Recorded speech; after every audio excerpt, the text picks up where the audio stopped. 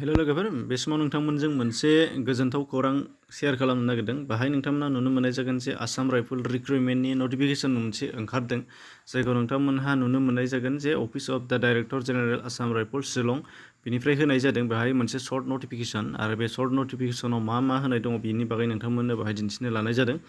नोंथांमोना स्क्रिनाव नायबा गासैबो डिटेल्सखौ नुनो मोननाय जागोन आरो लास्टआव नोंथांमोननो गासैबो एप्लाइ खालामनायनिफ्राय लानानै गासैनिबो लिंकफोरखौ नोंथांमोननो होनाय जागोन। दा बाहाय दङ गासै भेकेन्सि 331 भेकेन्सि ओंखारदों आरो बेनि गेजेरावहाय हौवाफोरनिफ्राय 76 सा आरो हिन्जावफोरनिफ्राय 56 सा। दा बेखौ बिथांमोनहा मेनसन खालामदों आरो बेजों लोगोसे बैसोनि सिमाखौ 18 निफ्राय 28 फर जेनेरेल, ओमफ्राय एसटि जोंहा एसटिफोरनि थाखाय 18 निफ्राय 33 इयार्स बिसिम एप्लाइ खालामनो हानाय जागोन आरो बेनिफ्राय एप्लिकेसन फिसावबो 100 आदार्सनिफ्राय। बेनिफ्राय जोंनि एसटिनि थाखाय बाहाय निल दङ।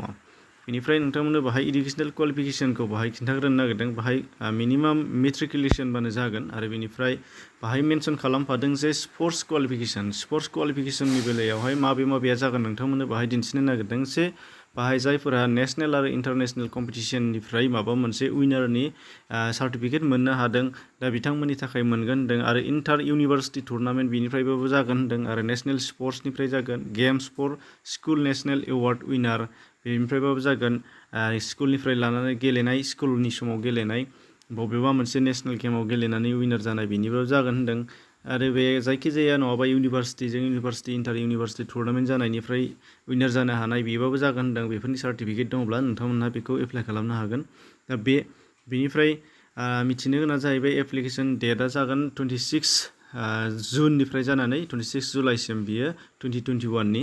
दा बेखिनिसिम बियो सोलिगासिनो दङ आरो नोंथांमोनहा बेखौ एप्लाइ खालामनो लिंक नागिरबा नोंथांमोनहा डिसक्रिपसनाव गासैबो मोनफ्रोमबो रोखोमनि लिंकखौ मोनगोन, अफिसियेल आरो नङाबा एप्लिकेसन लिंक। बाहायबो एप्लाइ खालामनायनि बेलायावबो आंबो नोंथांमोनखौ बाहाय सार्च खालामनानै नायखादोंमोन, बाहायबो होनाय जादों बिथांमोनहा आसाम राइफल बाहाय दङ आसाम राइफलनि थाखाय मेरिटोरियास स्पर्ट्स बिनि थाखाय होनाय जादों। नोंथांमोनहा बेखौ नुबानो जाबाय।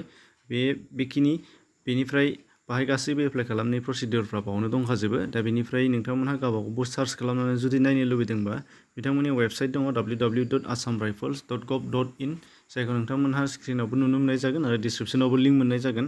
दा आसा खालामो नोंथांमोनहा बयबो नुनो मोननाय जाबाय, मिथिनो मोननाय जाबाय आरो जुदि नोंथांमोनहा इलिजिबोल नङाबा एबा गोसो गैयाबा गुबुननि थाखाय मिथिनो थाखाय नोंथांमोना शेयार खालामना होनो हागोन। बाहाय नोंथांमोननि गोसो खुगाजों बुं, भिडिअखौ शेयार खालाम, बाहाय नो अबजेक्सन। दा बेखिनिमोन, एसेनोसै। आरो गुबुन नोंथांमोनहा जुदि गोदानबा गुबुन बेबायदि फार्स्ट इनफरमेसन जुदि नोंथांमोनहा लुबैदोंबा साबस्क्राइब खालामाखैबा खालामनानै लाबानो जाबाय, नटिफिकेसन बेल अल खालामनानै ला। एसेनोसै, गोजोन्थों।